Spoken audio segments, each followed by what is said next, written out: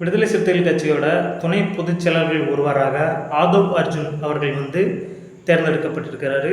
அவருக்கு அந்த துணை பொதுச் செயலாளர் அப்படிங்கிற ஒரு பொறுப்பு கொடுக்கப்பட்டிருக்கு.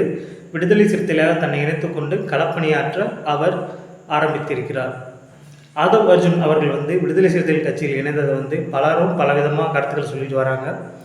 நம்ம ஒரு விடுதலை சிறுத்தையாக அவருடைய வரவேற்பை எப்படி பார்ப்போம் அப்படின்னா, அவர் ஒரு பேஸ்கெட் பால் பிளேயர் மற்றும் ஃபெடரேஷனுக்கே ஒரு பிரசிடெண்ட்டாக இருந்தவர். அது மட்டும் இல்லாமல் ஒரு முற்போக்கான அம்பேத்கரிய ஒரு முற்போக்கு சிந்தனையாளர்.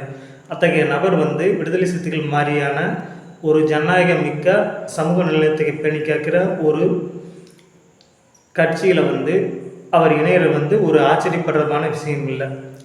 அது போன்ற நபர்களுக்கு, அது போன்ற சமூக ஆர்வலர்களுக்கு கண்டிப்பாக கட்சியில் பொறுப்பு கொடுத்து தான் ஆகணும். அது நம்மளுடைய கட்சியை பலப்படுத்துமே தவிர அதை ஒருபோதும் கட்சியை பலவீனப்படுத்தாது. அம்பேத்கரிய சிந்தனை உள்ளவர்களையும் மார்க்சிய பெரியாரிய சிந்தனை உள்ள ஜனநாயகத்தை காக்க போராடுகிற அனைத்து தோழர்களையும், விடுதலை சிறுத்தைகளாக பயணிக்க விரும்புகிற தோழர்களை நாம் கௌரவிக்க வேண்டும். அது மட்டும் இல்லாமல் அவர்களை இணைத்தே பயணம் செய்ய வேண்டும். அதுதான் இந்த பொது சமூகத்தில் விடுதலை சிறுத்தைகளுக்கான கட்சியோட அங்கீகாரத்தையும் பலத்தையும் நிரூபிக்கும். ஆதவ் அர்ஜுன் அவர்களுக்கு வாழ்த்துக்கள். அவருடைய பணி சிறக்க நமது மனமாற வாழ்த்துவோம். மேலும் இதுபோல சமூக சீர்திருத்தவாதிகள், தலித் அல்லாத வேறு சமூகத்தில் உள்ள அம்பேத்கரிய உணர்வாளர்கள் விடுதலை சிறுத்தைகளில் தங்களை இணைத்து கொண்டு விடுதலை சிறுத்தைகளையும் எழுச்சி தமிழர் திருமாவளவன் அவர்களை ஒரு உயரிய அங்கீகாரம் பெறுவதற்கு முயற்சிக்கும் என்ற நல்ல எண்ணத்தில் சேர்ந்திருக்கிற அனைத்து நல்லுள்ளங்களையும் வரவேற்போம்.